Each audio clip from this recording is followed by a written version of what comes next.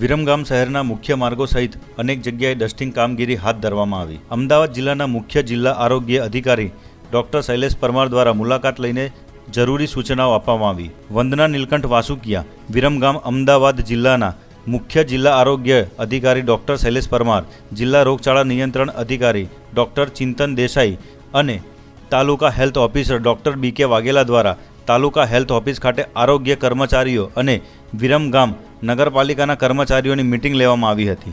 ખાસ કરીને વિરમગામ શહેરી વિસ્તારમાં સ્વચ્છતા જળવાય, લોકોને સ્વચ્છ સલામત ક્લોરીનયુક્ત પીવાનું પાણી પૂરું પાડવા અને સમયાંતરે ડસ્ટિંગ કામગીરી હાથ ધરવા સૂચના આપવામાં આવી હતી। મંગળવારે વિરમગામ નગરપાલિકા દ્વારા શહેરના મુખ્ય માર્ગો સહિત અનેક જગ્યાએ ડસ્ટિંગ કામગીરી હાથ ધરવામાં આવી અને આરોગ્ય વિભાગમાં સુપરવાઇઝરો કર્મચારીઓ દ્વારા સુપરવિઝન કામગીરી કરવામાં આવી હતી।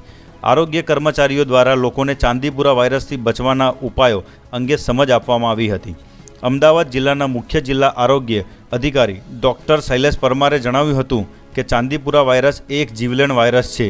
ચાંદીપુરામાં તાવ, માથાનો દુખાવો, સ્નાયુમાં દુખાવો, સાંધાનો દુખાવો, રક્તસ્રાવની વૃત્તિઓ, પેટેચિયા, એકિમોસિસ, હેમેટેમેસિસ, ન્યુરોલોજિકલ લક્ષણો, ઉશ્કેરાટ, ખેંચ જેવા લક્ષણો જોવા મળે છે। ચાંદીપુરા વાયરસથી બચવા માટે નિવારણ વેક્ટર નિયંત્રણ જંતુનાશકો, વ્યક્તિગત રક્ષણાત્મક સાધનો, માસ્ક, મોજા, મચ્છરદાની, ચેપગ્રસ્ત પ્રાણીઓ અથવા માણસો સાથે સંપર્ક ટાળવો જોઈએ।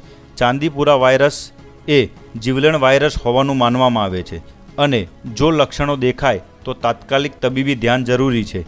નિવારણ અર્થે વેક્ટર નિયંત્રણ પગલાં બચાવ માટે નિર્ણાયક છે। સાવચેત અને સમય સૂચક રહો।